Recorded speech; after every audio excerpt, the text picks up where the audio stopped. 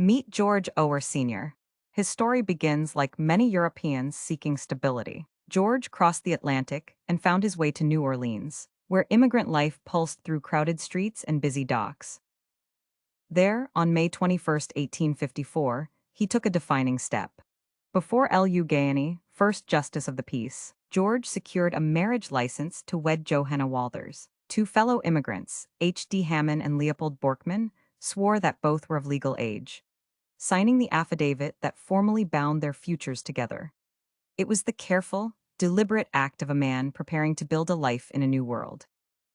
Soon after, George and Johanna left New Orleans behind and settled in Biloxi, Mississippi, a raw coastal settlement still carving out its identity. By 1852, George had already begun establishing himself there, and with Johanna at his side, the couple stepped into a community where survival depended on skill, endurance, and cooperation. Biloxi needed craftsmen, and George became its first blacksmith, a role central to the town's growth. His days unfolded in the glow of the forge, the hiss of steam, the sharp ring of hammer on iron, the smell of burning coal drifting into the humid Gulf air. Local memory held that he shod the first horse to ever wear iron in Biloxi, a small but symbolic milestone marking the city's shift from isolated outpost to a functioning center of trade. Johanna built her own legacy as the operator of Biloxi's first grocery store, turning their home into a hub of early civic life. Together, they weathered the challenges of the 19th century South, sweltering summers, yellow fever outbreaks, and the economic upheaval that followed the Civil War. Their children grew up in a household where labor was constant and craftsmanship was a family inheritance.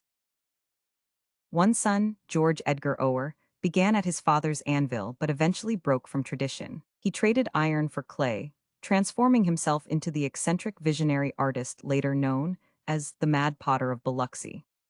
His delicate, contorted vessels contrasted sharply with the sturdy ironwork of his father's generation, yet the discipline behind them was unmistakably rooted in the forge.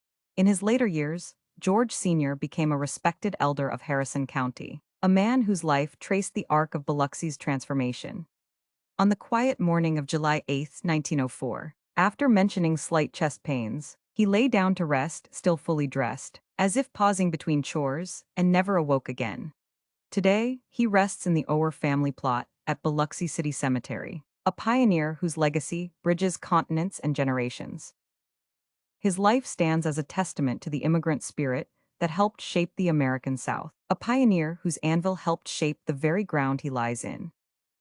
Rest in peace, Mr. Ohr.